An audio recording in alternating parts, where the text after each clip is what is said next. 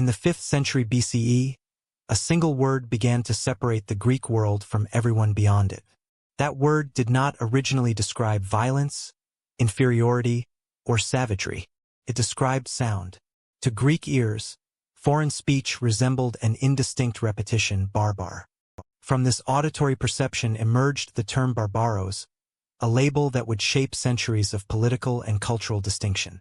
The earliest attestations of barbaros appear in archaic Greek literature between the 8th and 6th centuries BCE. In Homeric epic, the term is rare but present. By the time of the Homeric hymns, it was used to distinguish non-Greek speakers without explicit moral judgment. Linguistically, the word functioned as an onomatopoeic expression, marking incomprehensibility rather than hostility. Greek communities during this period were dispersed across the Aegean Basin, western Anatolia, and emerging colonial settlements in southern Italy and the Black Sea. Shared language served as one of the few consistent markers of collective identity across politically independent polis. By the 6th century BCE, increasing contact between Greek city-states and neighboring powers expanded the term's usage. Greek mercenaries served in Near Eastern courts, and Ionian cities along the Anatolian coast interacted directly with the expanding Achaemenid state. Inscriptions from Asia Minor demonstrate administrative bilingualism, yet Greek authors maintained linguistic distinction as a defining boundary. Records indicate that language operated as a primary cultural marker in a region characterized by political fragmentation. In the absence of unified governance, shared speech functioned as a unifying structure. The transformation of barbaros accelerated during the Persian Wars between 499 and 449 BCE. When the Ionian Revolt challenged Persian rule and mainland Greek states later confronted the forces of Darius I and Xerxes I, military conflict reinforced linguistic categories with political meaning. Herodotus, writing in the mid-5th century BCE, consistently contrasts Hellenes and barbaroi in his histories. His narrative presents customs, governance, and military organization of Persians, Egyptians, and Scythians in comparative form. Although Herodotus often avoids overt moral condemnation, the binary structure of his account establishes a civilizational contrast grounded in collective identity. Archaeological evidence complements literary testimony. Vase paintings from Athens dated to the early 5th century BCE depict Persian archers in distinct dress, including trousers and soft caps, visually encoding difference. The iconography does not always portray Persians as inferior, but it emphasizes foreignness through costume and posture. Funerary inscriptions from the period refer to victories over barbarians, demonstrating that the term had entered civic commemoration. Public memory began associating linguistic otherness with geopolitical rivalry. Athenian drama further shaped perception. In Aeschylus' Persians 472 BCE, the only surviving Greek tragedy centered on a contemporary historical event, Persian defeat is dramatized from the enemy's perspective. While the play acknowledges Persian complexity and imperial scale, it contrasts autocratic monarchy with the collective deliberation of Greek citizen assemblies. Political structure thus became intertwined with linguistic identity. The term barbaros gradually extended beyond speech to encompass governance and custom. This shift illustrates how external conflict can consolidate internal cohesion. Prior to the Persian Wars, Greek city-states frequently engaged in rivalry and warfare with one another. Shared opposition to an imperial adversary fostered a broader Hellenic consciousness. Language, religion, and participation in pan-Hellenic sanctuaries such as Delphi and Olympia reinforced collective identification. The word barbaros therefore functioned as a boundary marker during a period of political stress. By the late 5th century BCE, the term carried layered meanings. Thucydides, writing about the Peloponnesian War, employs it with less emphasis on moral judgment and more as a geographic descriptor. Yet even in his account, the distinction between Greek and non-Greek remains structurally significant. The word had evolved from a neutral linguistic label into a category denoting cultural divergence. Importantly, it still did not universally imply savagery. Many Greek authors admired aspects of Persian administration and wealth. Xenophon's later Cyropedia presents Cyrus the Great as an exemplary ruler, indicating ongoing complexity in Greek attitudes. This semantic development demonstrates how terminology adapts to geopolitical realities. Linguistic difference initially marked communication barriers. Military confrontation reframed that difference as political contrast. The conceptual boundary between Greek and barbarian thus emerged gradually through contact, exchange, and conflict across the eastern Mediterranean.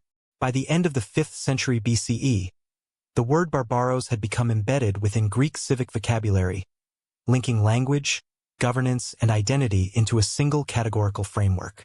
As Greek influence expanded westward through trade and colonization, this terminology traveled with it, setting the stage for its adoption and transformation within the Roman world. Before continuing into the deeper historical analysis, consider subscribing to Nightfall History. Activate the notification bell to receive each new documentary as it is released, and share in the comments which period or civilization you would like explored next. When Rome expanded beyond Italy, it required a vocabulary to define those outside its authority. The Latin term barbarus, adopted from Greek usage, entered Roman political language during the Middle and Late Republic.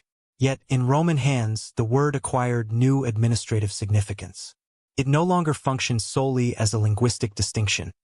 It became embedded within a system of territorial governance and legal hierarchy. By the 3rd century BCE, Rome's victories in the Punic Wars and subsequent expansion into Cisalpine Gaul and the Iberian Peninsula brought sustained contact with diverse populations. Polybius, writing in the 2nd century BCE, described Celtic and Iberian societies in terms that emphasized military custom and political organization. His accounts reflect an effort to categorize foreign groups systematically rather than merely rhetorically. As Rome incorporated provinces, distinctions between Roman citizens, allied communities, socii, and subject peoples became codified in legal and administrative practice. Julius Caesar's Commentarii de Bello Gallico, composed in the 50s BCE, provides one of the most detailed Republican-era ethnographic records. Caesar distinguishes between Gauls, Belgae, and Aquitani, describing variations in language, governance, and military practice.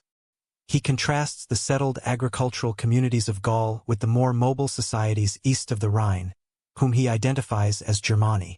Records indicate that Caesar's classifications served political aims. By portraying certain groups as more volatile or warlike, he justified extended military campaigns. The term barbarous in this context denoted peoples beyond Roman civic integration, but it did not erase recognition of internal diversity. Under the early empire, frontier management reshaped the meaning of the term further. By the 1st century CE, Rome maintained fortified boundaries along the Rhine and Danube rivers. Archaeologists uncovered extensive military installations at sites such as Vindonissa and Carnuntum, revealing permanent legionary bases, auxiliary forts, and civilian settlements. Material remains, including imported ceramics, inscriptions, and coin hoards, demonstrate sustained commercial exchange between Roman provinces and neighboring groups. These findings indicate that frontier zones were structured spaces of interaction rather than static barriers. Roman law formalized social distinctions. Citizens possessed full legal rights. Peregrini were free provincial inhabitants without citizenship, and external peoples beyond imperial jurisdiction were classified differently in diplomatic and military documentation. Legal texts preserved in later compilations, such as the Digest, reflect these categories.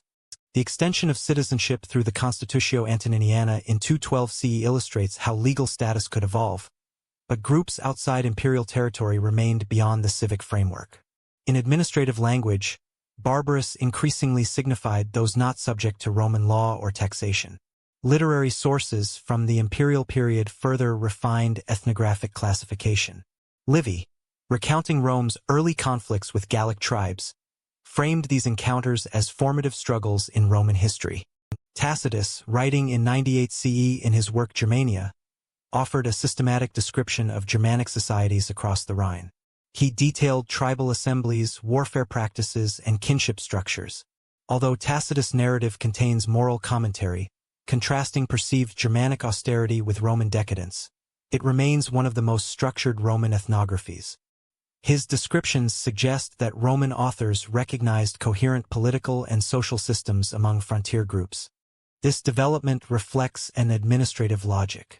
As Rome governed a vast empire spanning Britain to Syria, Effective management required differentiation among subject populations and external neighbors. Ethnographic writing supported military planning and diplomatic engagement. The term barbarous thus operated within a bureaucratic vocabulary, marking jurisdictional boundaries rather than exclusively cultural inferiority. Archaeological evidence reinforces this interpretation. Excavations along Hadrian's Wall in Britain reveal civilian settlements known as vici adjacent to forts, where trade with local Brittonic communities occurred regularly. In the Danubian provinces, inscriptions record treaties and diplomatic exchanges with leaders beyond the frontier. These materials demonstrate that Roman frontier relations involved negotiation, alliance, and commerce alongside conflict.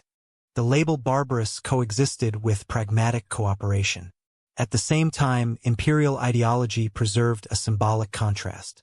Triumph reliefs, including those on Trajan's column, completed 113 CE, depict Dacian adversaries in distinctive dress, visually reinforcing difference between Roman legionaries and foreign opponents. Such imagery communicated the legitimacy of conquest to urban audiences. Representation served political cohesion within the empire, even as frontier practice remained adaptive. By the 3rd century CE, increased mobility and confederation among groups beyond the Rhine and Danube complicated earlier classifications. Larger coalitions, such as the Alemanni and Goths, appeared in Roman records. The term barbarous expanded to encompass these emerging entities, reflecting Rome's perception of collective external threats. Yet the administrative distinction remained grounded in governance. Those outside imperial law were categorized accordingly. Through republican expansion and imperial consolidation, Rome transformed a Greek linguistic descriptor into a structured political category. The word barbarous became intertwined with jurisdiction, citizenship, and frontier policy. With terminology established in legal and administrative frameworks, attention shifts from Roman classification to the societies themselves and the environmental conditions that shaped their development beyond imperial borders. Before Rome ruled Gaul, Gaul once marched on Rome. In 390 BCE, according to later Roman historians such as Livy, a coalition of Senons under Brennus defeated Roman forces at the Battle of the Allia and entered the city itself. Although elements of the narrative contain legendary embellishment, archaeological layers of destruction in early Rome correspond to a period of instability in the early 4th century BCE. The memory of the sack became embedded in Roman political culture, reinforcing a perception of northern peoples as formidable adversaries. Between the 4th and 2nd centuries BCE, Celtic-speaking groups occupied extensive territories across Western and Central Europe, from the Iberian Peninsula to the Danube Basin. Archaeological evidence associated with the Latine culture, dated roughly from the 5th century BCE onward, reveals a network of fortified settlements, elite burials, and sophisticated metalwork. Sites such as Latine in Switzerland and Hallstatt in Austria demonstrate continuity in artistic motifs, weapon production, and long-distance exchange. These materials indicate organized communities with stratified leadership rather than loosely connected tribes. By the 3rd century BCE, Celtic groups had established settlements in northern Italy and even crossed into the Balkans and Anatolia, where the Galatians became a recognized political entity. Greek inscriptions from Delphi record interactions with Galatian forces during this period. These movements were not random incursions but structured migrations influenced by demographic pressures and regional competition. Archaeologists uncovered coin hoards and imported amphorae in Central European contexts, demonstrating integration into Mediterranean trade networks. Roman expansion northward accelerated in the 2nd century BCE. After securing control of Cisalpine Gaul, Rome established the province of Gallia Narbonensis in 121 BCE, linking Italy to Hispania. This provincial framework introduced Roman roads, taxation, and military garrisons into Celtic territories. Inscriptions and milestones from southern Gaul attest to the rapid institutionalization of Roman authority. Yet beyond provincial borders, independent polities persisted, often organized around oppida, large fortified urban centers. Excavations at Bibracte, the capital of the Aedui in modern Burgundy, reveal planned streets, workshops, and imported Roman goods. Archaeologists uncovered evidence of coin minting and iron production, indicating economic specialization. The scale of construction at Bibracte suggests centralized coordination under elite leadership. These findings challenge earlier assumptions that Celtic Europe lacked urban development. Instead, they demonstrate that political organization was adapting in response to trade and regional rivalry. Julius Caesar's campaigns in Gaul between 58 and 50 BCE fundamentally altered this landscape. In his Commentarii de Bello Gallico, Caesar documents alliances, rivalries, and military engagements among groups such as the Helvetii, Arverni, and Aedui. His account emphasizes internal divisions, portraying Rome as an arbiter restoring stability. Modern scholarship, however, recognizes that Caesar's narrative served political objectives within Rome. Archaeological evidence at Alesia, where Caesar besieged Vercingetorix in 52 BCE, confirms large-scale fortification works consistent with his description. Excavations have identified double lines of circumvallation and contravallation, supporting the logistical scale reported in the text. The defeat of Vercingetorix marked a decisive turning point. After 51 BCE, Roman administrative systems gradually replaced indigenous power structures. Census records, tribute systems, and the establishment of colonies transformed Gaul into an integrated component of the Roman Republic, later the Empire. Latin inscriptions proliferated across the region within decades, indicating administrative and cultural integration. Celtic coinage further illustrates economic complexity prior to conquest. Gold staters modeled on Macedonian prototypes circulated widely in the 2nd and 1st centuries BCE. Metallurgical analysis reveals regional variation in alloy composition, suggesting localized minting authorities. Such evidence demonstrates monetary literacy and participation in interregional exchange. The existence of standardized currency challenges earlier depictions of Celtic economies as purely subsistence-based. Roman conquest did not eliminate Celtic identity immediately. Instead, it restructured it within imperial frameworks. Urban centers such as Lugdunum, modern Lyon, became hubs of provincial administration. Local elites often retained status by aligning with Roman governance. This transition illustrates how expansion operated through incorporation as much as suppression. The interaction between Rome and Celtic Europe therefore combined conflict, negotiation, and institutional transformation. Military campaigns reshaped political authority, but pre-existing structures facilitated integration into provincial systems. The Roman memory of the Gallic sack influenced later policy, while archaeological discoveries confirm the sophistication of the societies Rome encountered. By the late 1st century BCE, Gaul had been redefined within the Roman world. Yet beyond the Rhine, independent groups remained outside imperial control, ensuring that Rome's northern frontier would continue to demand attention. In 9 CE, 3 Roman legions vanished in the forests of Germania. Under the command of Publius Quinctilius Varus, the 17, 18, and 19 legions were ambushed by a coalition of Germanic groups led by Arminius, a Cheruscan noble who had previously served in the Roman auxiliary forces. According to the Roman historian Velius Paterculus and later detailed by Cassius Dio, the ambush occurred in difficult terrain near the Teutoburg forest. Archaeological investigations at Kochries in northern Germany have uncovered Roman military equipment, coins dated to the early 1st century CE, and mass grave evidence consistent with a large-scale defeat.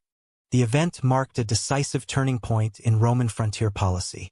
Prior to this defeat, Roman expansion under Augustus had extended beyond the Rhine into territories between the Rhine and Elbe rivers. Military camps and supply lines indicate sustained occupation efforts. Excavations at Haltern am See reveal a substantial legionary base constructed during this expansion phase. These findings suggest that Rome initially intended to incorporate parts of Germania into the provincial system, replicating earlier strategies used in Gaul and Hispania.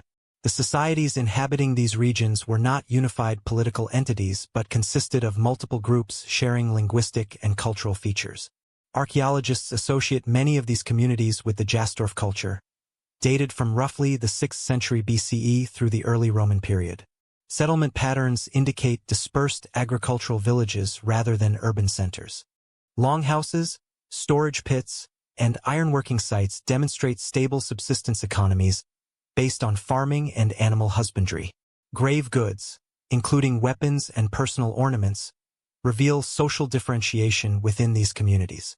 Roman literary sources provide additional, though filtered, perspectives. In 98 CE, the senator Tacitus composed Germania, an ethnographic account describing customs, governance, and social structure among Germanic groups. Tacitus emphasized tribal assemblies, warrior loyalty, and kinship ties. He contrasted what he perceived as Germanic austerity with Roman moral decline. Modern historians recognize that Tacitus' narrative reflects rhetorical objectives as much as observation. Nonetheless, certain descriptions align with archaeological evidence, particularly the prominence of war leaders and communal decision-making assemblies. Trade across the Rhine frontier developed alongside military tension.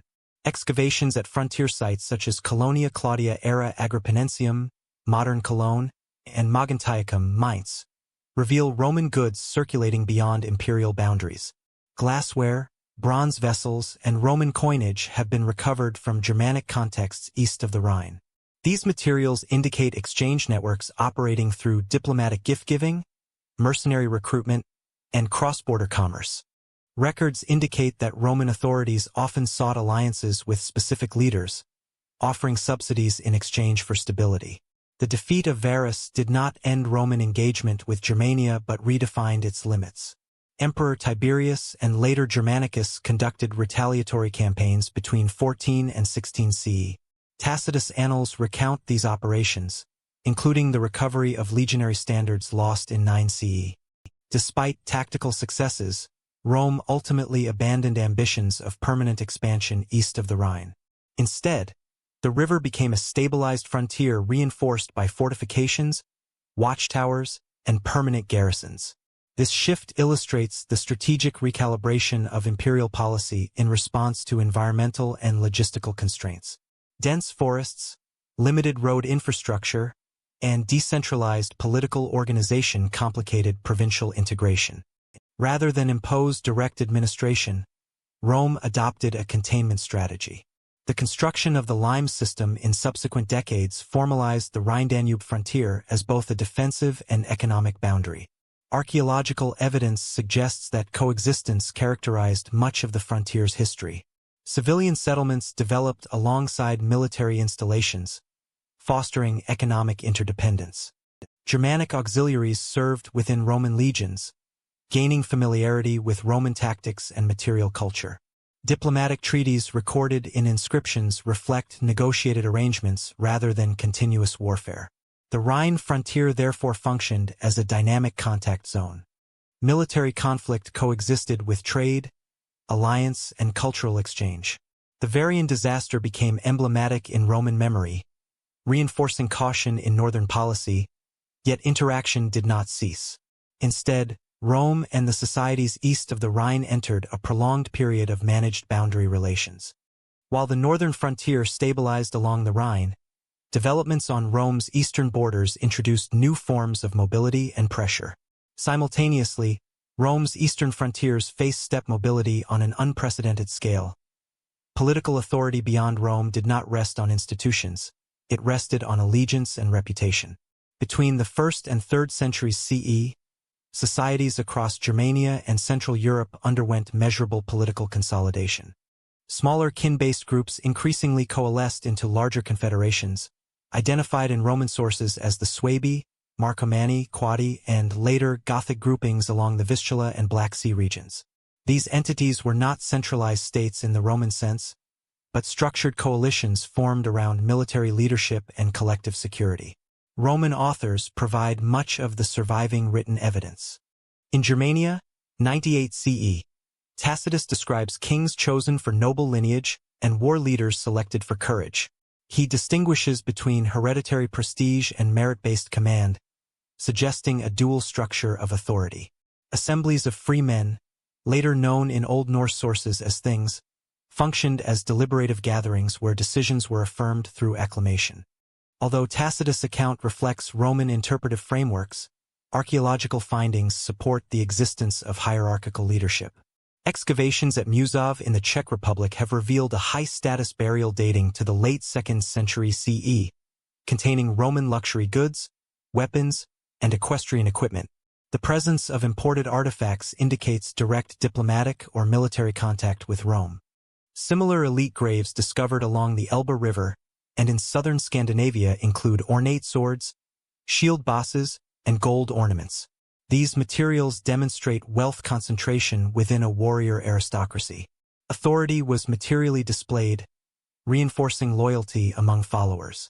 Confederation formation often coincided with periods of external pressure. During the Marcomannic Wars 166 to 180 CE, Emperor Marcus Aurelius confronted coordinated incursions across the Danube frontier. Cassius Dio records alliances among Marcomanni and Quadi groups during this conflict. The scale of these coalitions suggests organized communication and shared leadership objectives. Archaeological destruction layers in frontier provinces correspond chronologically with these campaigns, confirming sustained cross-border mobilization. These political formations were flexible rather than permanent. Leadership depended on the distribution of war spoils and the ability to maintain personal retinues. The comitatus system, described by Tacitus, bound warriors to a leader through oath and reward. Loyalty was reciprocal. A leader's prestige derived from battlefield success and generosity. Without bureaucratic taxation or standing administrative offices, cohesion required constant reinforcement through action. This structure reveals a political logic suited to frontier conditions. In regions characterized by dispersed settlements and limited urbanization, centralized administration would have been difficult to sustain. Confederations allowed rapid mobilization without fixed territorial bureaucracy. Such adaptability proved advantageous during periods of Roman weakness or internal imperial crisis. Archaeological patterns also indicate evolving scale. By the late 2nd and early 3rd centuries CE, material culture associated with groups later labeled as Goths, particularly within the wheelbark culture, shows increased standardization of burial practices across wide geographic areas.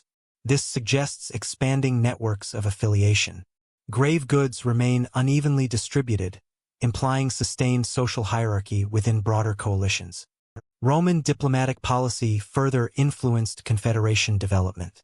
Subsidies, trade privileges, and recruitment into auxiliary forces elevated specific leaders, reinforcing stratification. Inscriptions from frontier provinces record treaties and negotiated settlements. These interactions demonstrate that Rome recognized identifiable leadership structures capable of treaty obligations. Political centralization among frontier groups was therefore partly shaped by imperial engagement. The emergence of larger confederations between the 1st and 3rd centuries CE represents a measurable transformation in northern political organization. While still rooted in kinship and martial reputation, leadership operated on a wider geographic scale. Coalitions could coordinate action across multiple tribes, creating entities capable of confronting imperial forces directly. These developments challenge earlier assumptions that such societies lacked political complexity. Instead, evidence indicates structured authority adapted to environmental and geopolitical conditions. Confederations were not transitional forms awaiting statehood. They were effective systems within their own context, balancing mobility with hierarchy. By the early 3rd century CE, these leadership structures had matured sufficiently to sustain prolonged military campaigns and negotiated settlements with Rome. As leadership patterns stabilized, customary law and shared tradition reinforced collective identity across expanding coalitions. Justice on the frontier was negotiated, not decreed. Across Germania and neighboring regions during the first 3 centuries CE, law did not exist as a written code enforced by magistrates. Instead, it functioned through communal memory, oral precedent, and public adjudication. Authority rested not in statutes carved in stone, but in shared expectations of reciprocity, honor, and obligation. While Roman observers often characterized these systems as informal or primitive, surviving evidence suggests they were structured, consistent, and socially binding. Assemblies formed the core of legal life. Tacitus, in Germania, 98 CE, describes gatherings where disputes were heard before the community. Free men attended armed, underscoring the link between legal standing and martial status. Kings or chiefs presided, but judgment emerged through collective affirmation rather than unilateral decree. Decisions carried authority because they were publicly recognized, not because they were bureaucratically imposed. Central to this system was compensation. Rather than emphasizing imprisonment or execution, frontier law prioritized restitution. The concept later known as wergild, literally man price, assigned a specific compensatory value to injury or death, scaled according to social rank. A noble's life demanded greater payment than that of a common freeman. Enslaved persons were assessed differently still. Although the term appears explicitly in later medieval sources, the structure it represents is visible in early Germanic practice. This compensatory framework reduced cycles of vendetta. By quantifying harm, communities created mechanisms to prevent escalating blood feuds between kin groups. Payment acknowledged wrongdoing while preserving broader social stability. Failure to pay, however, could legitimize retaliation, reinforcing the seriousness of compliance. Justice, therefore, was not lenient. It was calibrated to maintain cohesion. Kinship played a decisive role. Responsibility extended beyond the individual to the wider family network. If a man committed homicide, his kin might contribute to the compensation. Likewise, the victim's family received payment collectively. This shared liability strengthened internal solidarity. Legal identity was inseparable from clan affiliation. Archaeological evidence provides indirect support for these structures. Settlement patterns indicate tight-knit rural communities organized around extended households. Weapon deposits and ritualized offerings in bog sites across northern Europe suggest public acts tied to communal identity and shared norms. While not legal records, they demonstrate collective enforcement of custom. The transition from oral to written law during the 5th and 6th centuries CE offers further insight.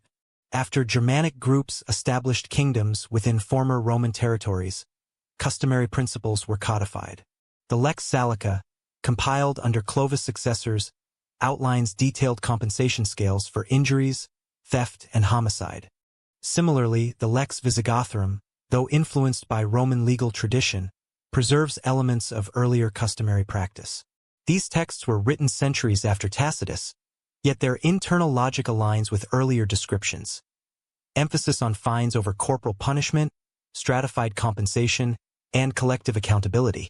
Their existence suggests continuity rather than innovation.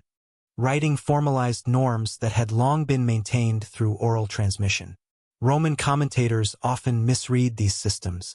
Accustomed to codified statutes and professional jurists, they perceived the absence of written law as an absence of law itself.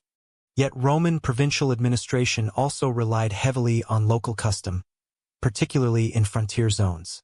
The difference was not between law and chaos, but between bureaucratic and communal enforcement. Oral transmission required cultural memory. Legal formulas were recited publicly. Precedents were preserved through repetition. Authority depended on the ability of elders and leaders to recall tradition accurately. This reliance on memory fostered continuity across generations, even amid migration.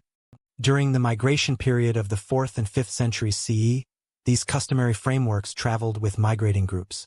As confederations such as the Goths and Franks entered Roman territories, they encountered imperial administrative structures.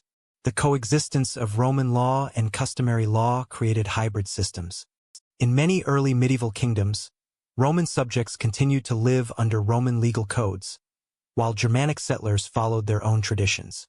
Law became personal rather than territorial. The eventual decision to record customary law in writing marked a transformation.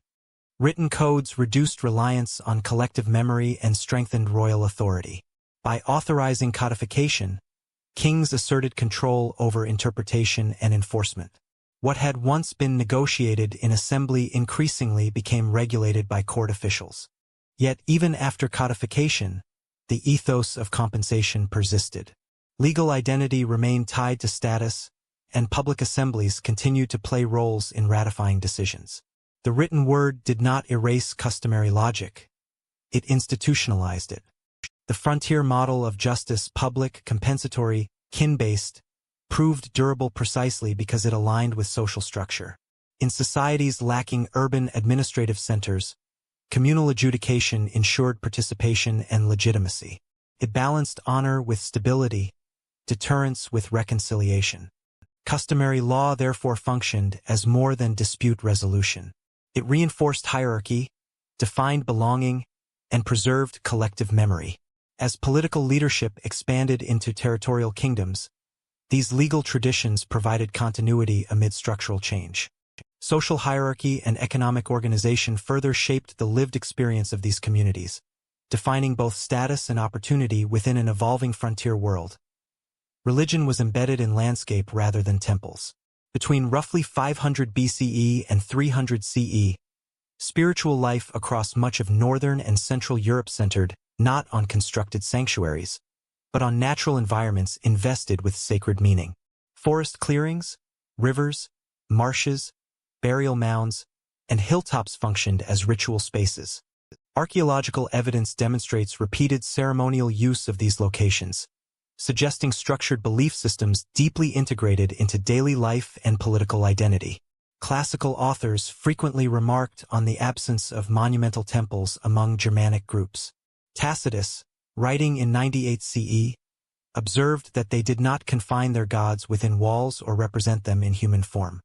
While filtered through Roman assumptions about architecture and anthropomorphism, this description aligns with material evidence. Excavations have revealed no large-scale temple complexes comparable to those in Roman provinces during this period. Instead, ritual deposits cluster in wetlands, rivers, and woodland sites. Bog deposits in present-day Denmark provide some of the most compelling evidence. Sites such as Illerup Odal and Thorsberg Moor have yielded large caches of deliberately destroyed weapons. Spears bent, shields broken, swords rendered unusable, alongside human remains. These deposits date primarily between the 2nd century BCE and 3rd century CE. The scale and consistency of the finds indicate organized ritual activity rather than random disposal. Scholars interpret them as offerings following military victories, dedicated to deities associated with warfare and protection. The structured destruction of weapons suggests belief in supernatural sanction over conflict outcomes.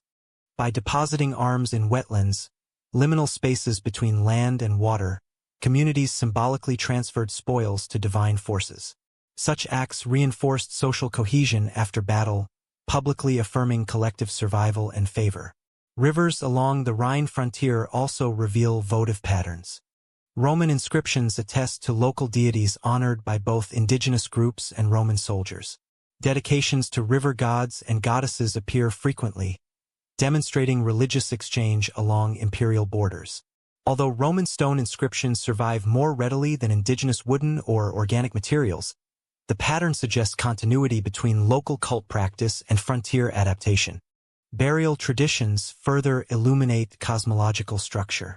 Grave goods, weapon sets for males, ornaments, and domestic items for females reflect assumptions about identity beyond death. Cremation and inhumation practices varied regionally, yet the consistent inclusion of personal items indicates belief in continued existence or symbolic status in an afterlife. Elite burials with imported Roman goods demonstrate not only status display but also possible spiritual significance attached to prestige objects. Sacred groves, though archaeologically difficult to trace, appear repeatedly in textual references. Tacitus describes groves dedicated to deities, where rituals were conducted under strict ceremonial control. Later Norse sources from the early medieval period describe similar woodland cult sites. While these texts postdate the period under examination, linguistic and mythological continuities suggest that earlier Germanic belief systems likely contained protoforms of deities later known as Odin, Thor, and Tyr. However, caution is required.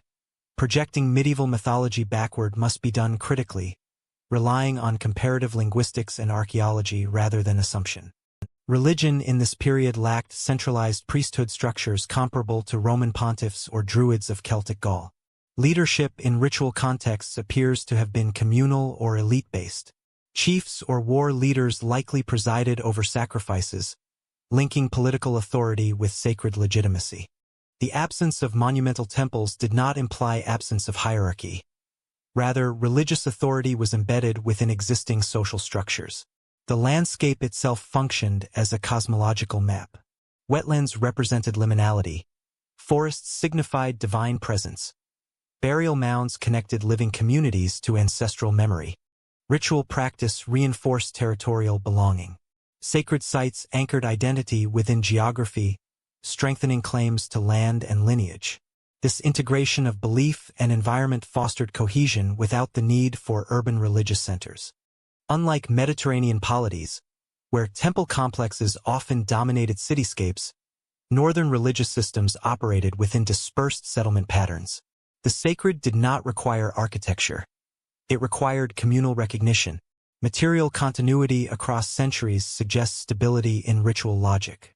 Even as confederations formed and political structures evolved, offerings in bogs and rivers persisted. Religious practice adapted gradually, absorbing influences from trade and contact with Rome, yet retained core environmental orientation. By 300 CE, frontier interaction and migration would begin reshaping religious landscapes, particularly as Christianity entered imperial territories. Yet during the centuries under consideration, cosmology remained rooted in nature, reciprocity, and collective ritual performance. Ritual activity reveals not randomness, but patterned belief. The repetition of offerings, the standardization of burial goods, and the persistence of sacred sites indicate structured cosmology underlying daily life. To understand these societies fully, ritual practice must be examined as evidence of conceptual order rather than superstition. Victory was commemorated not only in song, but in sacrifice. Between the 3rd and 4th centuries CE, ritual practice across northern Europe left behind material traces of striking scale and consistency.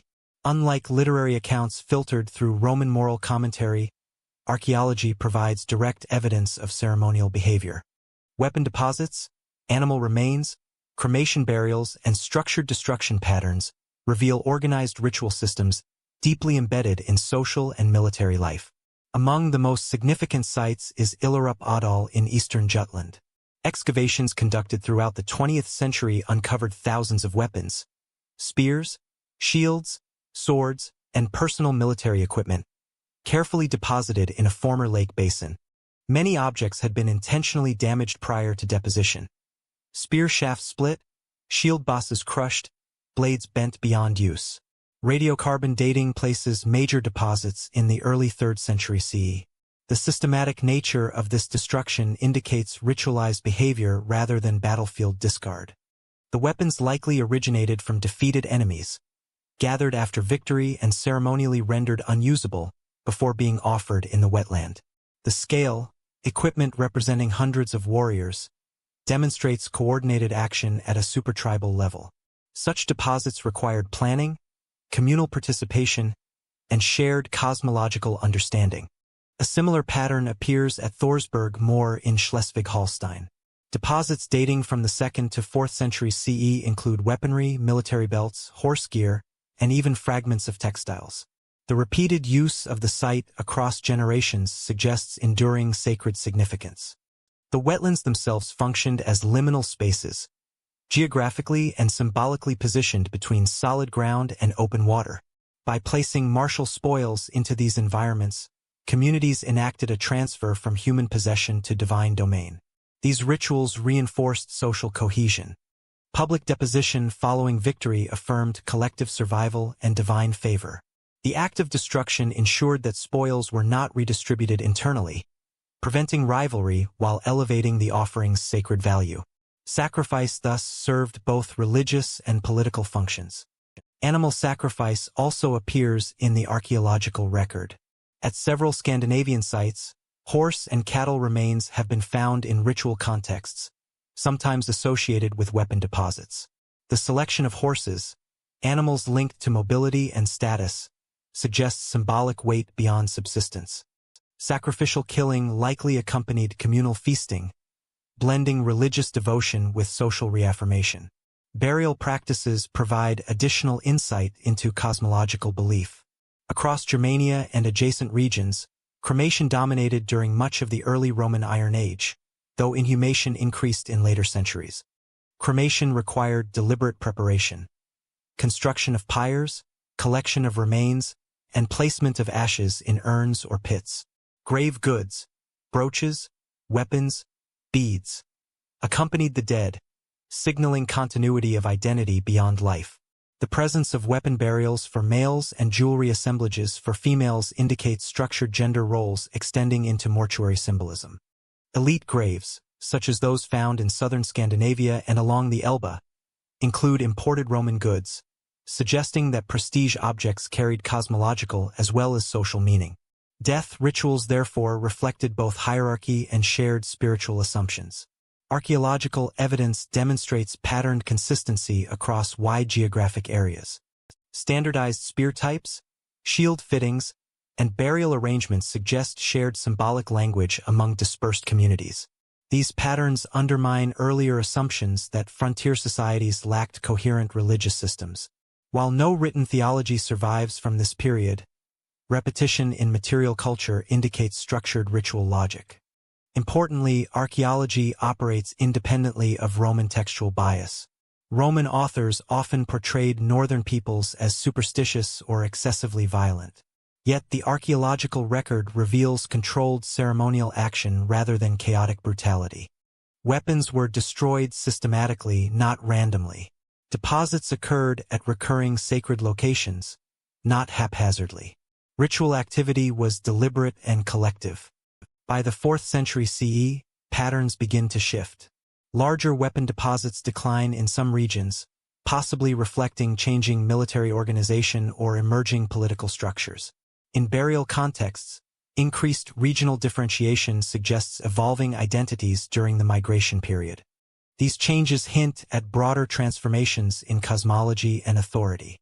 Nevertheless, the evidence from Illerup Adal and Thorsberg more demonstrates that ritual practice remained central to communal life.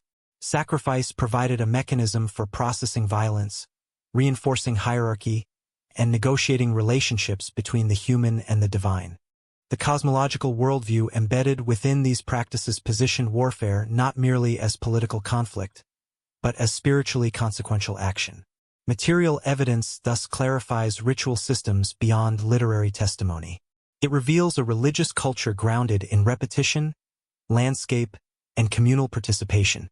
As Roman borders shifted and migration intensified during the 4th century, religious contact and adaptation would accelerate, reshaping these long-standing traditions within an expanding and transforming frontier world. Long before migration reshaped Europe, trade quietly connected forest and empire.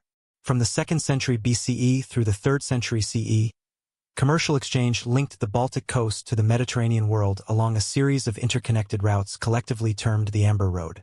Unlike a single paved highway, this network consisted of river corridors, overland passages, and intermediary exchange zones stretching from present-day Poland and the southern Baltic through Central Europe into northern Italy. Its most prized commodity was amber, fossilized tree resin highly valued in Roman society for jewelry, amulets, and decorative inlays. Amber deposits concentrated along the Baltic shoreline, particularly in areas associated with the wheelbark cultural horizon. Archaeological finds indicate systematic collection and southward movement of raw and worked amber beginning well before Roman imperial expansion. By the late Republic and early Empire, amber had become a recognizable luxury item in Mediterranean markets.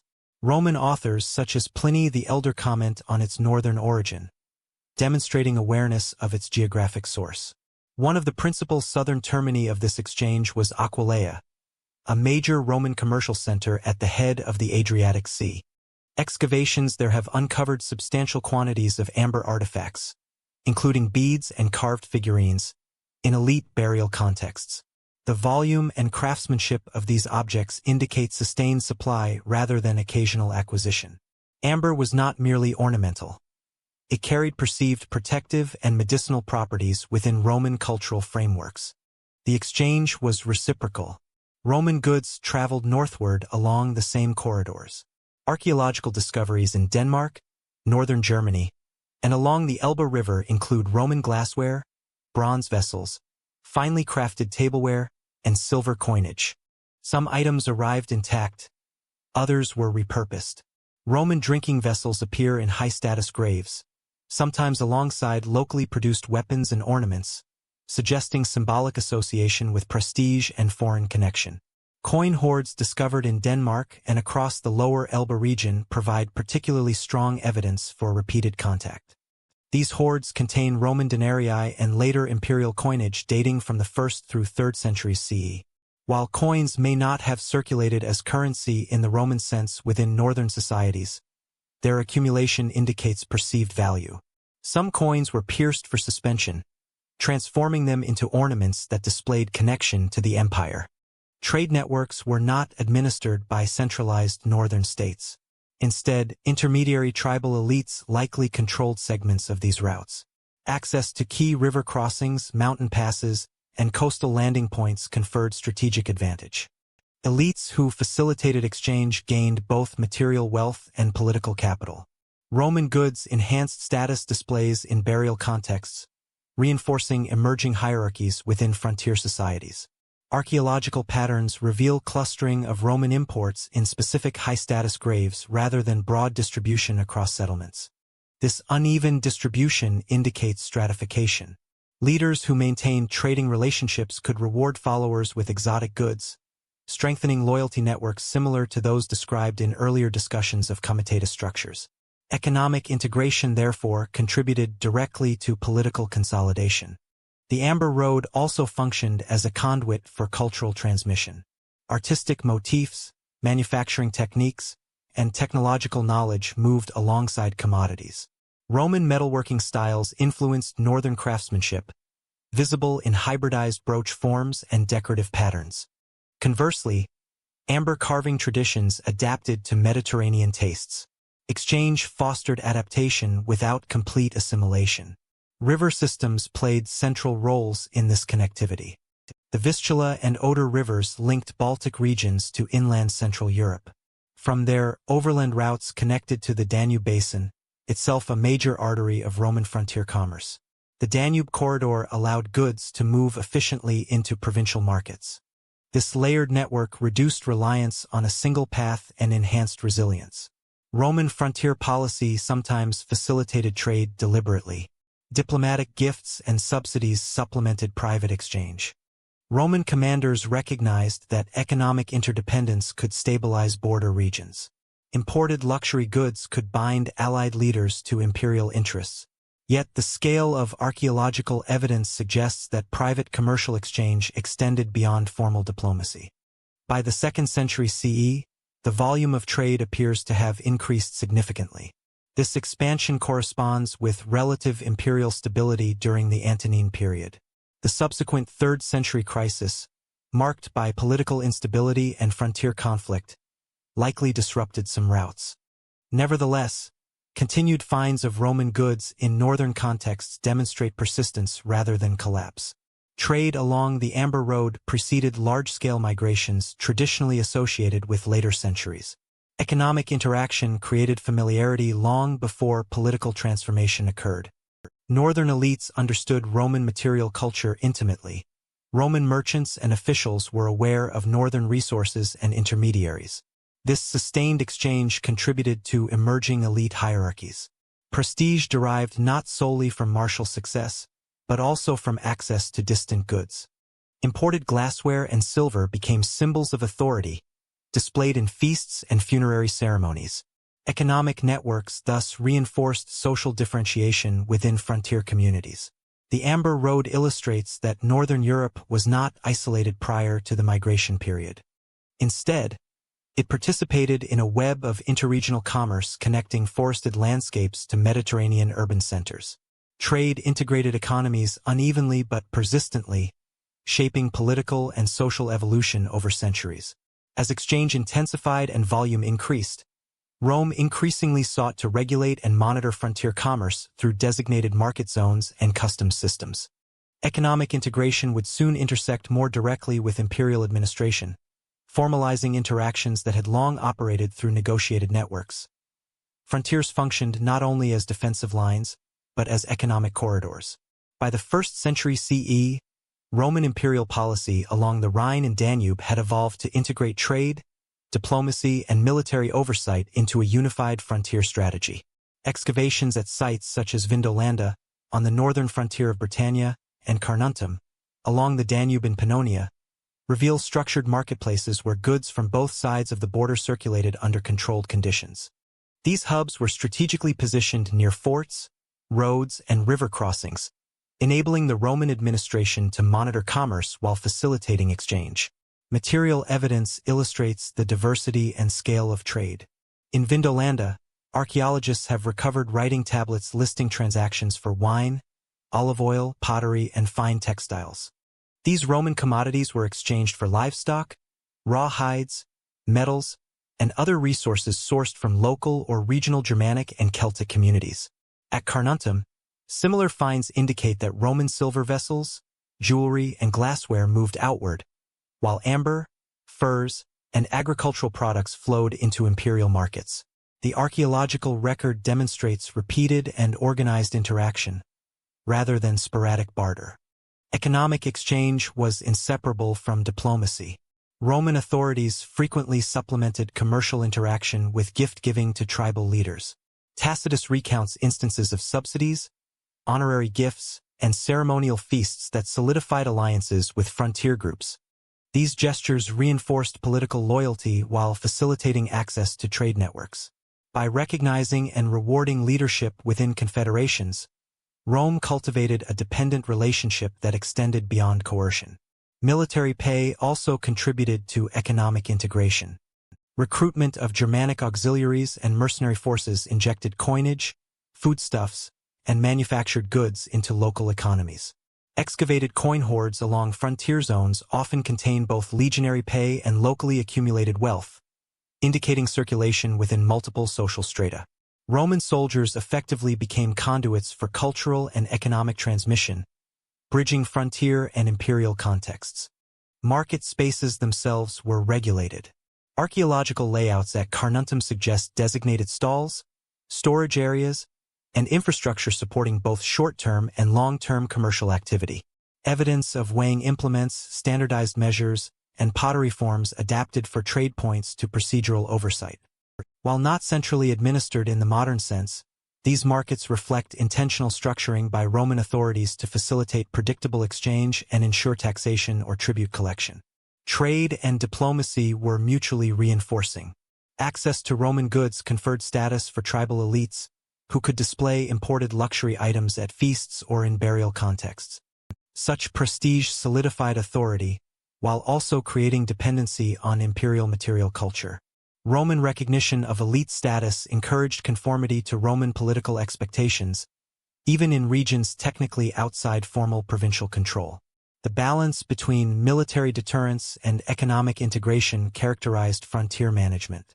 Forts, watchtowers, and the deployment of legions maintained defensive capacity, while markets and gift-giving promoted cooperation.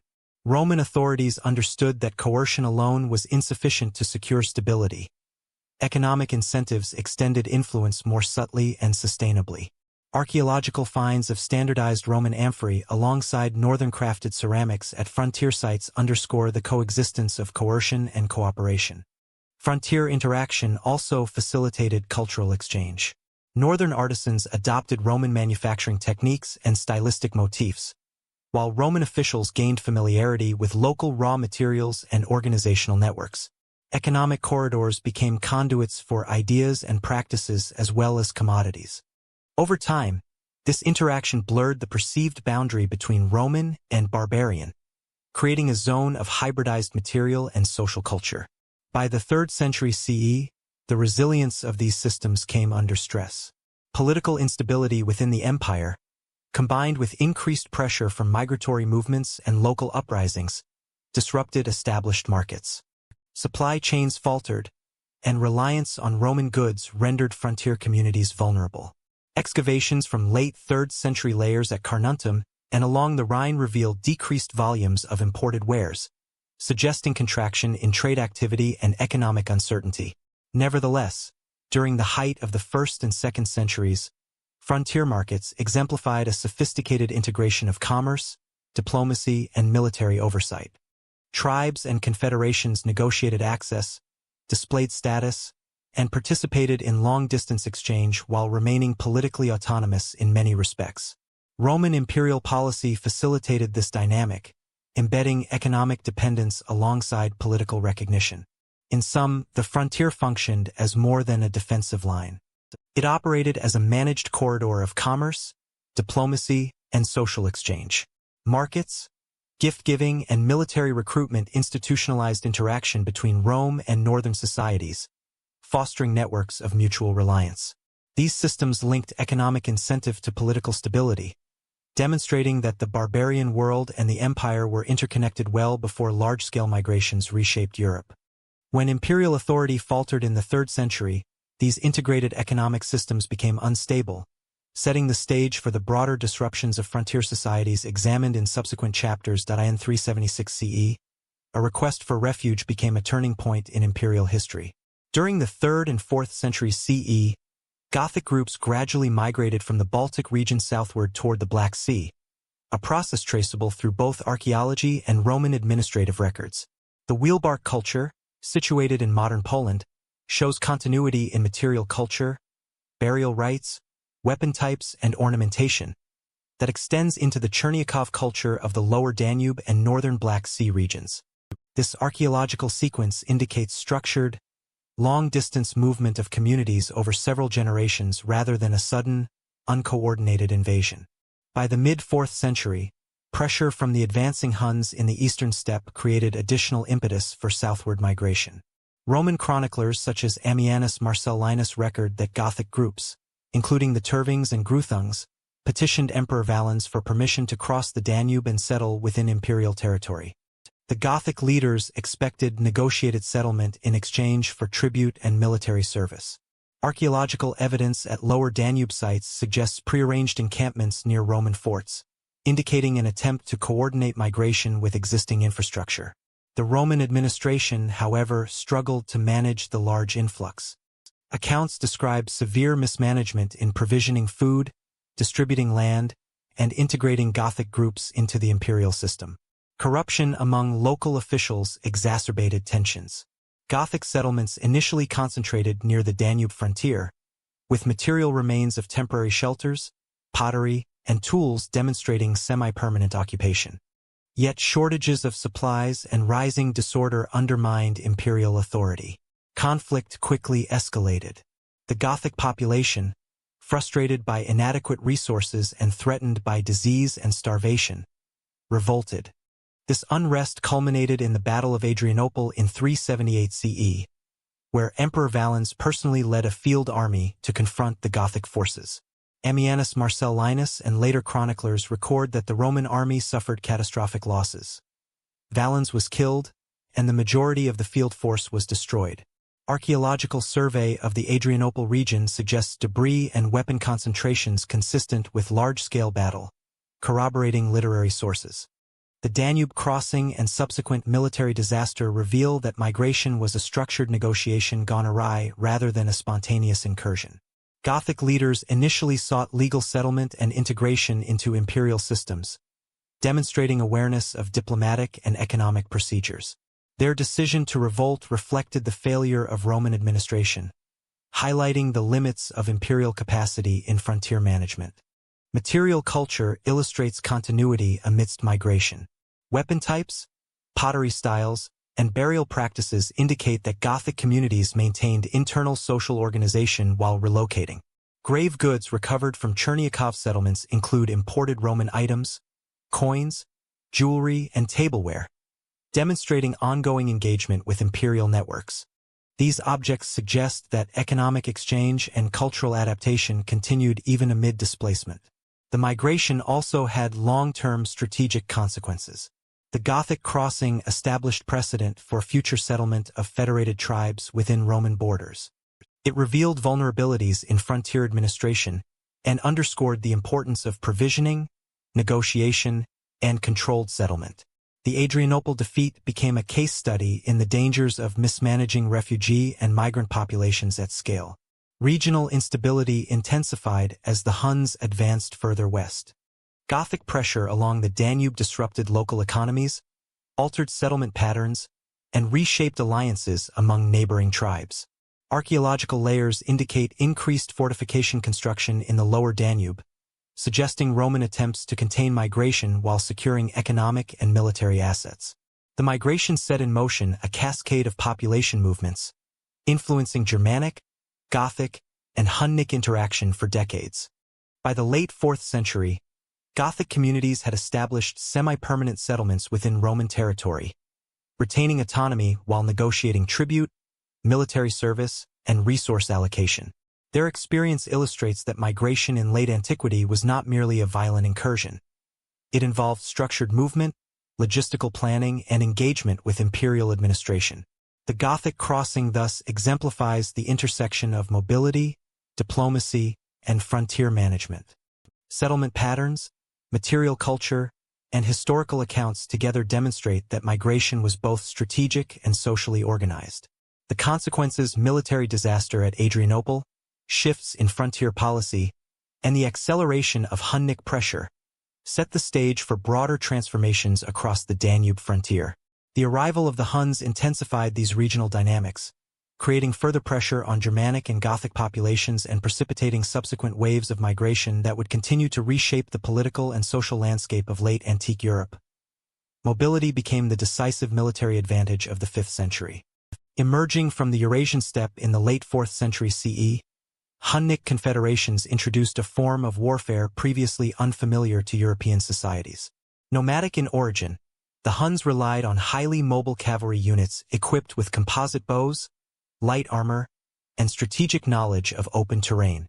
Unlike the heavy infantry-centric armies of Rome or the semi-sedentary Germanic confederations, Hunnic forces could strike rapidly, disengage, and redeploy across hundreds of kilometers with minimal logistical support.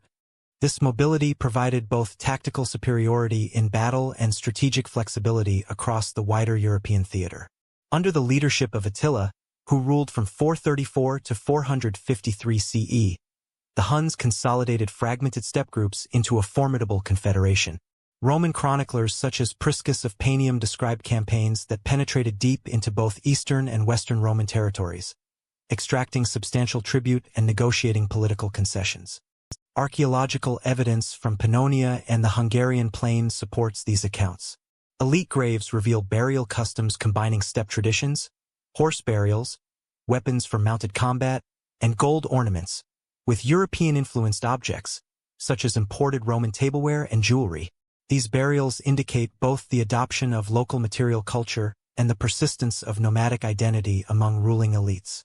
The Huns' military campaigns had profound ripple effects. Their rapid, unpredictable movements destabilized Gothic, Gepid, and other Germanic groups residing along the Danube frontier. Some communities were forced to flee westward, seeking refuge within Roman territories or displacing other populations. Archaeological layers along migration corridors show hastily constructed settlements and abandoned villages, reflecting the social and logistical pressures induced by Hunnic advance. Steppe warfare differed fundamentally from Roman conventional tactics. Hunnic armies relied on coordinated archery volleys from horseback, feigned retreats, and swift encirclement maneuvers. Roman field forces, heavily reliant on disciplined infantry formations, struggled to counter this mobility. As a result, Roman commanders increasingly employed federated Germanic troops to supplement defenses, integrating frontier populations into the imperial military apparatus while attempting to counter the nomadic threat. Economic impact accompanied military disruption. Hunnic campaigns extracted tribute, looted towns, and disrupted trade networks. Supply lines along the Danube and the Rhine became less reliable, and frontier markets experienced intermittent collapse. This instability accelerated the migration of populations dependent on Roman goods and protection, compounding demographic shifts across Central and Western Europe. The Huns' influence also extended to diplomacy. Both Eastern and Western Roman emperors negotiated treaties, offering subsidies and legal recognition of allied Gothic settlements in exchange for military cooperation or peace. Priscus records that these agreements often acknowledged the Huns' authority indirectly, reflecting a recalibration of power in Europe where steppe confederations dictated terms alongside imperial authorities. Archaeological sites in Hungary, including cemeteries near Szeged and Songrad, illustrate the cultural synthesis that accompanied Hunnic expansion. Graves of mounted warriors frequently contain weaponry, horse harnesses, and gold adornments alongside Roman coins or luxury items. This material culture demonstrates that Hunnic elites engaged with the European world economically and diplomatically while maintaining a distinct martial identity. The broader geopolitical effect of Hunnic expansion was to catalyze cascading migration. Gothic groups displaced by Huns pressured Roman frontiers, prompting petitions for settlement and subsequent conflicts such as the Gothic Revolt of 376 CE and the Battle of Adrianople. Further west, Vandals, Alans, and Suebi moved into Gaul and Hispania, often following paths influenced by the movements of preceding steppe groups. The Huns acted as both a direct and indirect force reshaping the continental distribution of peoples. By the mid-5th century, Attila's campaigns had reached the heart of both Roman empires, demonstrating the reach and effectiveness of steppe mobility. Even after his death in 453 CE, the patterns of rapid mounted warfare, tribute extraction, and forced migration persisted. European polities had to adapt militarily, diplomatically, and economically to a new norm in which mobile nomadic confederations could determine outcomes without permanent territorial occupation. Steppe geopolitics thus fundamentally altered European power balances. The Huns undermined established frontier systems, catalyzed migration waves, and reshaped relations between Rome and its so-called barbarian neighbors. Material evidence, settlement disruption, and textual sources together illustrate that the 5th century's defining transformations were inseparable from the introduction of highly mobile steppe warfare into the European heartland. As migrations accelerated under Hunnic pressure, Roman defensive systems, walls, forts, and river patrols proved increasingly insufficient. Frontier stability eroded, setting the stage for large-scale incursions, settlement within imperial territory, and the gradual transformation of Roman authority in the West. For the first time in 8 centuries, Rome was breached. In 410 CE, Visigothic forces under King Alaric entered the city of Rome, an event that reverberated across the Roman world. While the military and material damage was relatively contained, the psychological and symbolic impact was immense. Rome, the historic seat of imperial authority and cultural prestige, had long been considered impregnable. Its walls, fortified over centuries, and the surrounding legions had historically deterred major incursions. Yet Alaric, leading a well-organized Gothic army, successfully compelled entry after prolonged negotiations with Emperor Honorius in Ravenna had stalled. The Visigoths' path to Rome was the culmination of decades of interaction with the Western Empire. Gothic groups had served as foederati, federated troops, within Roman military structures and had previously participated in campaigns along the Danube frontier. Settlement pressures, resource shortages, and unfulfilled promises of land and payment created mounting tension. Alaric's demand for legal recognition of Gothic rights and lands, if unmet, threatened direct action, demonstrating that migration and diplomacy had not fully integrated these groups into imperial frameworks. Archaeological and textual evidence indicates that the sack was controlled rather than indiscriminate.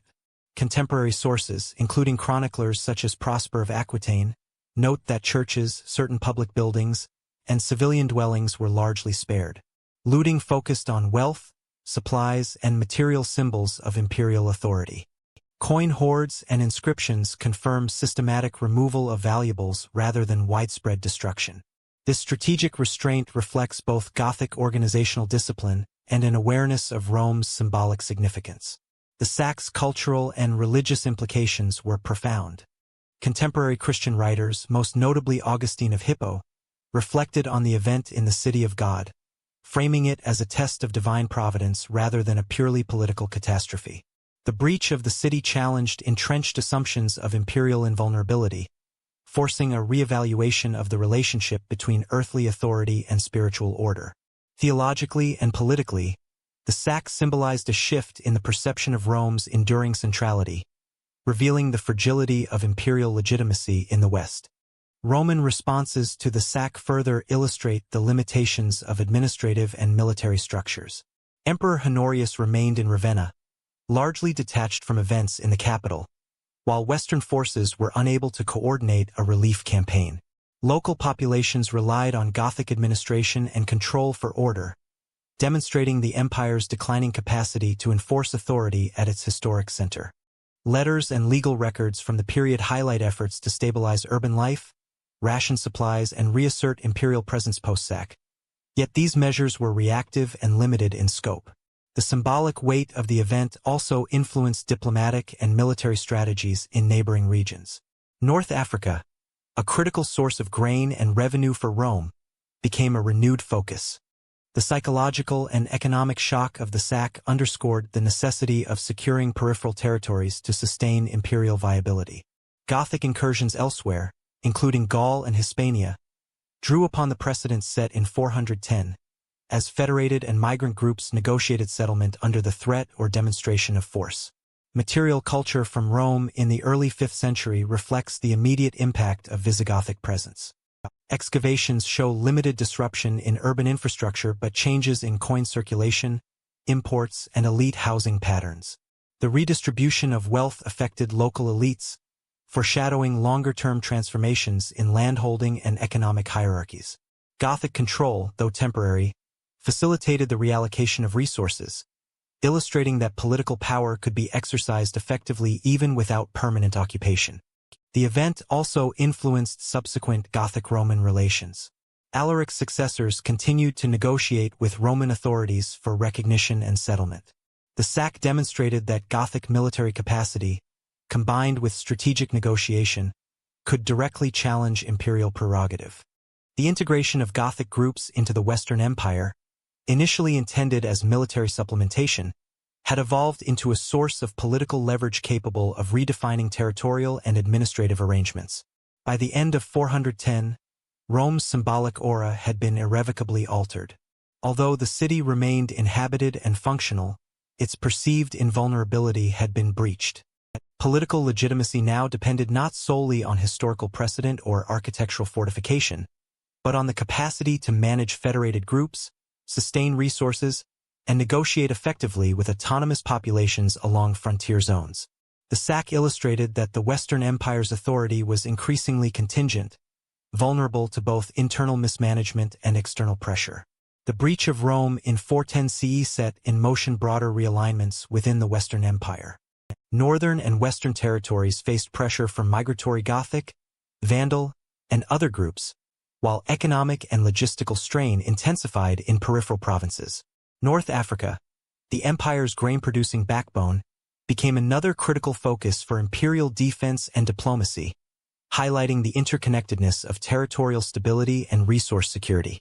The Gothic sack thus represents both a symbolic and practical turning point, marking the erosion of traditional Roman authority and presaging the structural transformations of late antiquity. Control of grain became control of survival. In 429 CE, Vandal groups led by King Gaiseric crossed from the Iberian Peninsula into North Africa, initiating a campaign that would transform the Western Mediterranean. The Vandals, a Germanic confederation long in contact with Roman territories, moved strategically along the African coast, targeting the province of proconsular Africa for its agricultural wealth, particularly grain production, which sustained Rome's urban population. Their advance was methodical, combining military force with negotiation, reflecting an understanding of both logistical imperatives and imperial vulnerability. By 439 CE, Carthage, the administrative and economic heart of North Africa, fell under Vandal control. Contemporary accounts, including those of Hydacius and Prosper of Aquitaine, describe the city's capture as swift, with minimal destruction to critical infrastructure. Archaeological evidence confirms continuity in urban layout, water systems, and commercial spaces, indicating that the Vandals retained functional administrative mechanisms while instituting new authority. Roman institutions, local councils, tax offices, and port facilities remained in operation, repurposed under Vandal governance, which facilitated efficient extraction of resources, particularly grain shipments destined for Rome and the Mediterranean market. The capture of Carthage gave the Vandals control over a significant portion of Rome's grain supply, effectively holding the Western Empire's food security hostage. Grain transport relied on the established maritime routes across the central Mediterranean, and Vandal naval capabilities allowed disruption of imperial logistics. Archaeological evidence of shipwrecks and harbor installations suggests active control over seaborne trade. The Vandals not only exported African grain to supply their own communities but also imposed tribute and conducted raids, demonstrating the strategic integration of economic and military power. Vandal expansion extended beyond Africa. Maritime campaigns reached Sicily, Sardinia, Corsica, and the Balearic Islands, demonstrating capacity for projection across the Mediterranean. Roman chroniclers note these raids created persistent insecurity for Western provincial territories and strained the empire's naval and defensive resources. Coastal fortifications show evidence of hasty reinforcement, reflecting the empire's reactive posture in the face of Vandal mobility and naval competence. Administrative adaptation under Vandal rule was pragmatic. Inscriptions, coins, and urban remains from Carthage indicate that pre-existing bureaucratic frameworks were largely maintained, albeit with modifications reflecting new leadership and cultural influence. Latin continued as the administrative language, while local taxation systems persisted, facilitating continuity in resource extraction and urban management. These arrangements allowed the Vandals to consolidate power rapidly without extensive institutional restructuring, underscoring the flexibility of Roman provincial systems and the political acumen of Vandal leadership. The economic impact of Vandal control was immediate. Western Rome, already weakened by internal instability and prior Gothic incursions, faced severe disruptions in grain supply. Urban populations experienced scarcity, and the capacity of the imperial office to respond was constrained by both logistical and political limitations. The seizure of North African resources illustrates the centrality of economic geography in sustaining imperial authority. Possession of key agricultural regions could decisively alter the balance of power, independent of territorial conquest in Italy itself. The Vandals' presence also influenced broader migratory and political patterns. Germanic groups in Gaul, Hispania, and along the Rhine were aware of North Africa's strategic significance, altering settlement strategies and alliance calculations. Control over Carthage provided the Vandals with a base to exert influence over Mediterranean trade networks, projecting authority well beyond continental Europe and demonstrating that migration and conquest could encompass both land and maritime domains. Cultural integration and continuity are evident in material culture. Archaeological excavations reveal Roman-style housing, public works, and religious spaces continued in use, sometimes supplemented with Vandal symbols or modified burial practices. This reflects a pattern of hybrid governance, where conquerors retained administrative efficiency while asserting political identity, rather than pursuing wholesale cultural eradication. The Vandals demonstrated both strategic intelligence and adaptability in consolidating and legitimizing authority over a vital region. By controlling North Africa, the Vandals directly challenged Western imperial resilience. Grain, taxation, and maritime security, all central to sustaining Rome, were under new authority. The Western imperial office, already weakened by prior internal and external pressures, now faced a structural vulnerability: the loss of core economic resources that had historically underwritten urban administration, military pay, and political legitimacy. The collapse of these systems foreshadowed the final disintegration of Western Roman power. The Vandal kingdom in North Africa thus exemplifies the intersection of economic geography, military strategy, and political authority. Control of resource-rich territories allowed a relatively small migratory confederation to exert disproportionate influence over the Western Empire. By integrating existing administrative structures with military and maritime capabilities, the Vandals transformed both the political landscape and the operational realities of imperial governance. As the Western Empire struggled to maintain authority in Italy and Gaul, the loss of North Africa accelerated the decline of central administration, making the imperial office increasingly dependent on negotiation with autonomous barbarian polities and setting the stage for eventual collapse. Roman governance persisted under new dynasties. Following the disintegration of Western Roman authority, Germanic successor states emerged, often retaining and adapting Roman administrative structures rather than discarding them entirely. Among the most notable examples were the Ostrogothic kingdom in Italy under Theodoric the Great, r. 493 to 526 CE, and the Visigothic kingdom in Hispania. Both demonstrate how post-Roman polities fused indigenous leadership with inherited Roman institutions to establish political legitimacy and effective governance. Theodoric's rule in Italy exemplifies this synthesis. After defeating Odoacer, Theodoric preserved much of the Roman administrative apparatus, including provincial governors, taxation systems, and judicial offices. Latin remained the official language of administration, and local elites were incorporated into governance. Archaeological evidence from Ravenna, including the palace complex, civic basilicas, and elaborate mosaics, demonstrates continuity in urban planning and civic identity. Roman legal practices, particularly in property disputes and civic regulation, persisted under Gothic oversight, indicating respect for established procedural norms. Military organization similarly reflected adaptation. Gothic troops maintained a distinct identity and command structure, but were integrated into broader defensive arrangements along traditional Roman frontiers.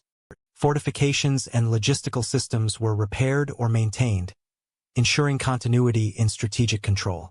Theodoric also employed federated Gothic and Roman forces for policing and defense, reflecting a pragmatic balance between local autonomy and centralized oversight. Visigothic Spain followed a comparable trajectory. After settling in the Iberian Peninsula, Visigothic rulers codified legal frameworks to integrate diverse populations. The Lex Visigothrum, completed under King Reccared in the late 6th century, combined customary Gothic law with elements of Roman jurisprudence, ensuring administrative cohesion while asserting Gothic authority. Written law provided predictability in civil matters, facilitated elite integration, and allowed Roman and Gothic populations to coexist under a shared legal structure. Archaeological findings in Toledo and Merida show continued urban occupation, public infrastructure, and civic architecture that align with Roman precedents. These post-Roman polities also leveraged elite collaboration to consolidate authority. Roman aristocrats retained landholding rights and administrative responsibilities, often acting as intermediaries between Gothic rulers and local populations. Coinage, inscriptions, and monumental dedications demonstrate ongoing collaboration between Roman and Germanic elites, ensuring that governance extended across both urban and rural contexts. Economic continuity was maintained, supporting taxation, resource management, and military provisioning. Religious institutions played a complementary role. The Ostrogoths were Arians, and the Visigoths initially followed Arian Christianity before conversion to Nicene Orthodoxy under Reccared. Churches, monasteries, and episcopal networks continued operating, often blending Roman organizational models with Gothic oversight. Ecclesiastical authority reinforced political legitimacy and facilitated communication with diverse populations, further stabilizing governance during periods of transition. The codification of law and maintenance of administrative structures illustrates that adaptation, rather than destruction, defined post-Roman governance. By selectively preserving Roman bureaucratic mechanisms, Gothic rulers legitimized authority, promoted social continuity, and facilitated economic management. This approach contrasts with depictions of wholesale collapse, emphasizing the sophistication of successor states. Diplomacy and external relations further demonstrate continuity.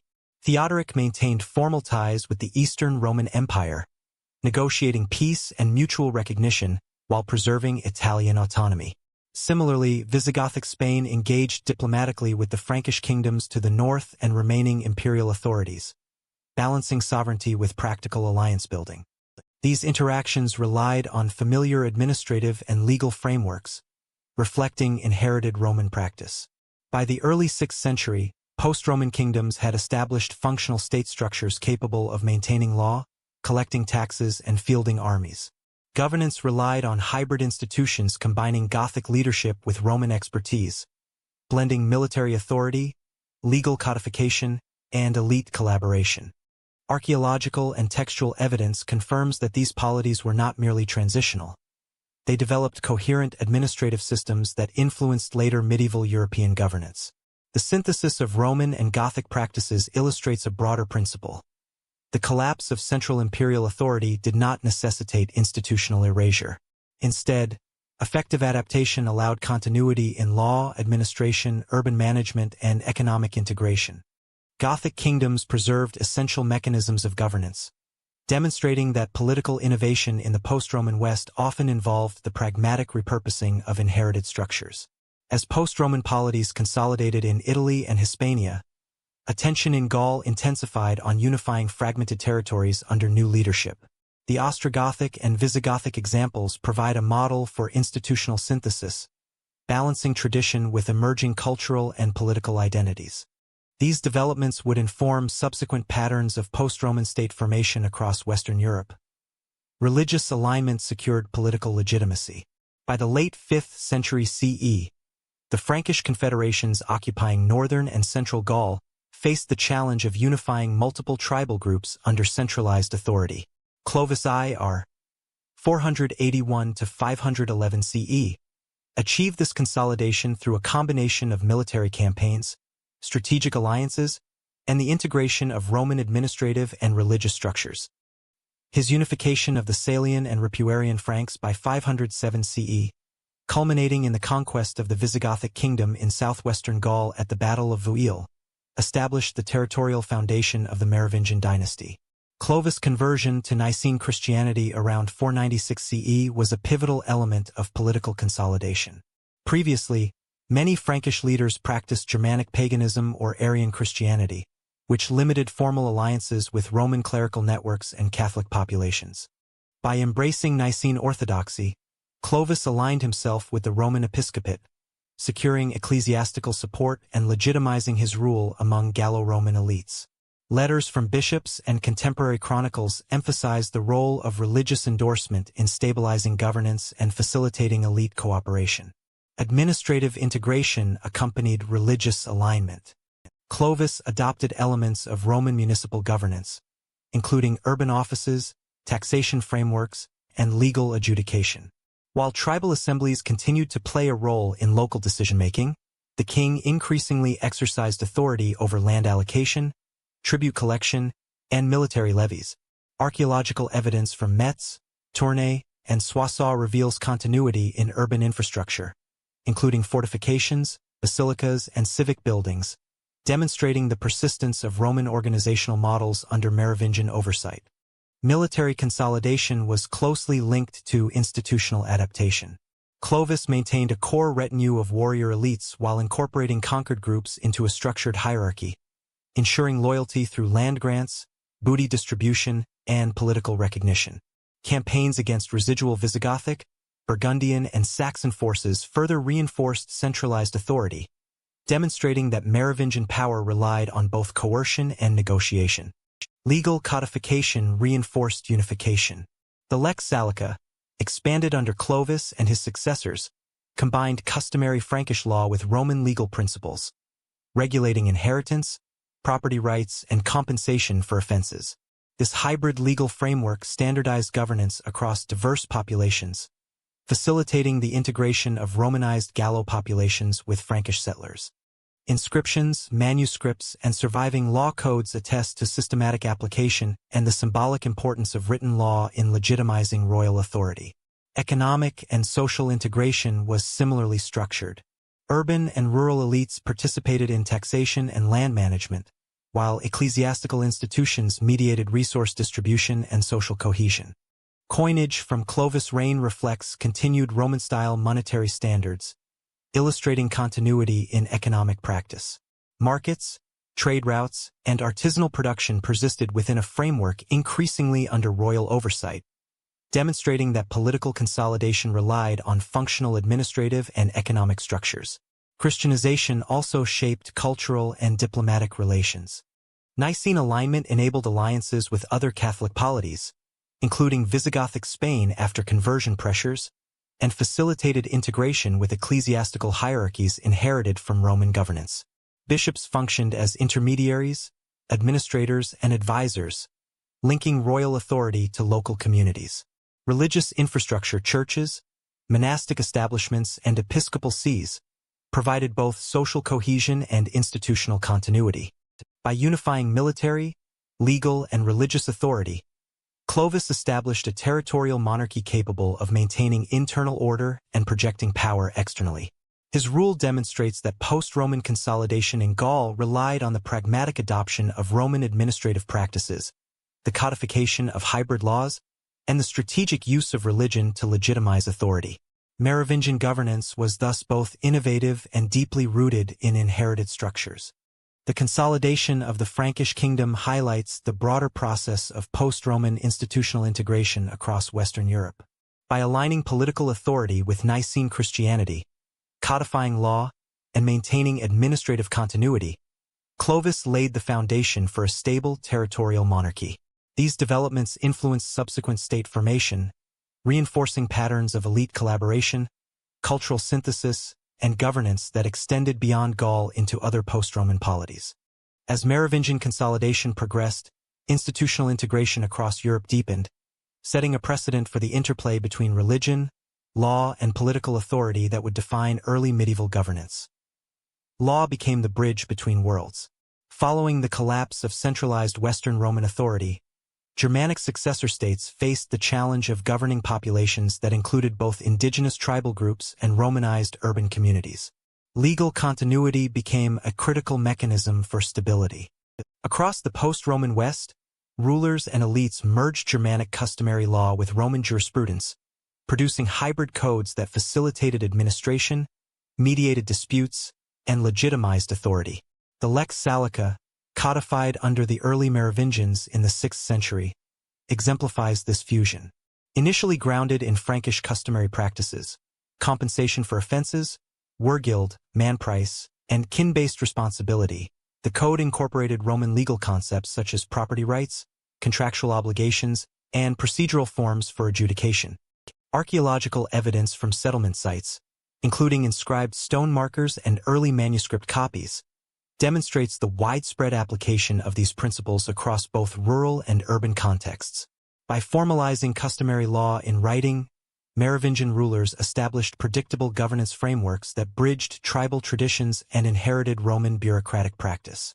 In Visigothic Spain, a similar process occurred with the Lex Visigothorum or Forum Iudicum, completed under King Reccared in the late 6th century. This comprehensive code unified previously distinct Gothic and Roman populations under a single legal system. Roman civil principles were retained for urban and land management matters, while Gothic customary norms governed personal and familial relations among the elite warrior classes. Textual analysis of surviving manuscripts indicates careful integration, with cross-references to Roman legal authorities such as the Codex Theodosianus and procedural norms for courts and magistrates. This synthesis not only maintained administrative functionality but also legitimized Gothic rule over diverse populations. The fusion of legal systems extended beyond substantive law to procedural and institutional structures. Courts retained Roman administrative hierarchies, including local magistrates, regional governors, and appellate processes. Germanic customary law influenced the use of assemblies, particularly for dispute resolution among kin groups, providing participatory mechanisms absent in classical Roman law. This dual system allowed rulers to enforce authority while accommodating traditional social structures, maintaining legitimacy across cultural boundaries. Ecclesiastical institutions reinforced the implementation of hybrid law codes. Literacy, record-keeping, and manuscript production within church networks facilitated the dissemination and preservation of legal texts.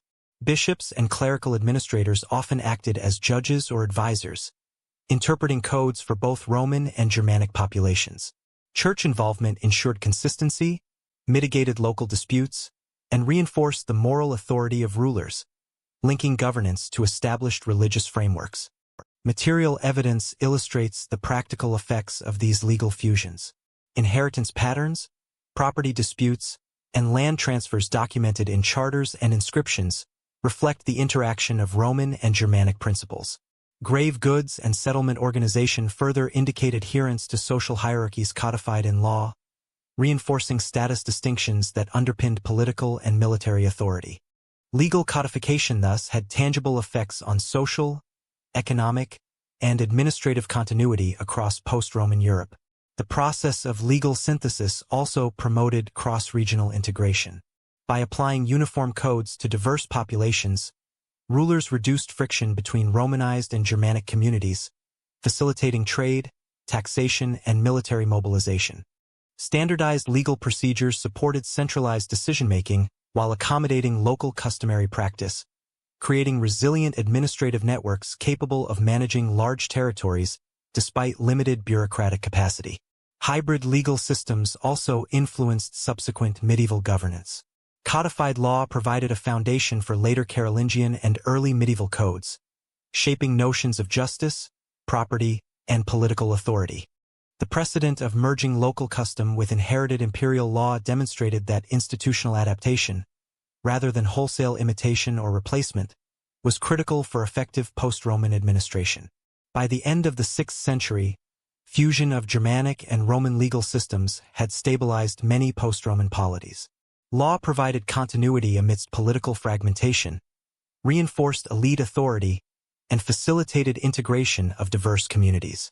Codification, supported by ecclesiastical literacy networks, ensured that governance remained consistent across regions and that dispute resolution followed predictable rules, preserving social cohesion in an era of demographic mobility and territorial change.